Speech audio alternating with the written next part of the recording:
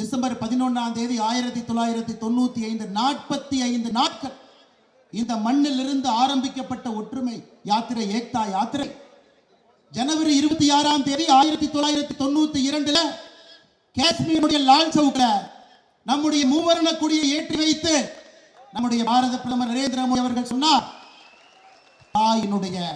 என்னுடைய தாயினுடைய பாலை குடித்து வளர்ந்த இந்த மனிதன் யாருக்கும் பயப்பட மாட்டான் என்று லால் சவுக்கிலே நம்முடைய மூவர்ண கொடியை ஏற்றி காண்பித்தார். அங்கிருந்த தீவிரவாதிகள் மிகப்பெரிய சொந்தம் கன்னியாகுமரியுடைய மக்கள் உங்களுடைய மண்ணின் மைந்தாக பாரத பிரதமர் நரேந்திர மோடி அவர்களை கொண்டாடி கொண்டிருக்கிறார். அதே மண்ணிற்கு இன்னைக்கு பிரதமர் அவர்கள் மிகப்பெரிய உறுதிமொழியோடு வந்திருக்கின்றார். இன்னைக்கு அவர்கள் சொல்வது விக்ஷித் சங்கல்ப் யாத்ரா என்று சொல்லுகின்றார். அன்னைக்கு ஏக்தா யாத்திரை இங்கிருந்து ஆரம்பித்தாங்க. இத்தனை ஆண்டுகள் கழித்து இந்தியாவுடைய பிரதமராக நம்முடைய நாட்டை வல்லரசு நாடாக மாற்றுவதற்கு 2047 முடியும் பொழுது இது ஒரு மிகப்பெரிய வல்லரசு நாடாக மாற வேண்டும். அதற்காக 3வது முறை மறுபடியும் நாம் வாய்ப்பளிக்க நீங்கள் வாய்ப்பளிக்க தயாராக வந்திருக்கின்றீர்கள். இது போன்ற அரசியல் தலைவர் கண்ணு கெட்டிய தூரம் இல்லை. குடும்ப கட்சிகள், ஊழல் கட்சிகள் மக்களை கொள்ளையடித்து தன்னுடைய குடும்பத்தில் இருக்கக்கூடிய அவர்களுடைய குழந்தைகள் ஆட்சி கடலுக்கு வர வேண்டும் என்று துடிக்கக்கூடிய இந்த கூட்டம். மக்களே என்னுடைய குடும்பம், 142 கோடி இந்தியர்களே என்னுடைய குடும்பம் என்று சொல்லி மோடியின் குடும்பமாக, மோடியின் பரிவாராக, மோடியுடைய தம்பிகளாக, மோடியுடைய தங்கைகளாக இங்கே வந்திருக்கின்றோம். சகோதர சகோதரி, இந்த யாத்திரை மிக முக்கியமான யாத்திரை, விக்சித் சங்கல்ப் யாத்திரை. அடுத்த 25 ஆண்டுகளுக்கான கனவோடு நம்முடைய பாரத பிரதமர் நரேந்திர மோடி அவர் வந்திருக்கின்றார். அதனால்தான் சகோதர சகோதரிகளே, 400 என்கின்ற நம்முடைய இலக்கு ஒரு வெறும் வாய்ச்சொல் கிடையாது.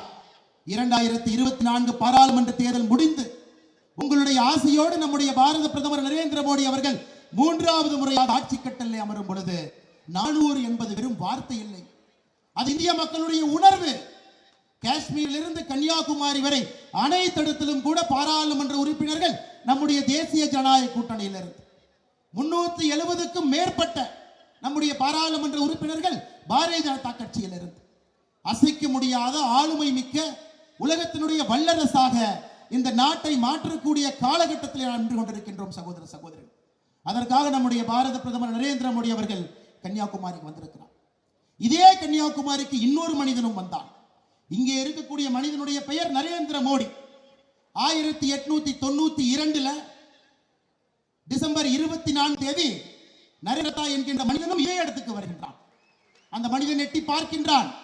அங்கே இருக்கக்கூடிய பாறை என்ன, அந்த பாறைக்கு எப்படி செல்வது? சுற்றில் இருந்த மனிதர் சொன்னார், அந்த பாறைக்கு செல்ல வேண்டும் என்றால் கடலிலே குதித்து நீந்தி செல்ல வேண்டும் என்று சொன்னார்.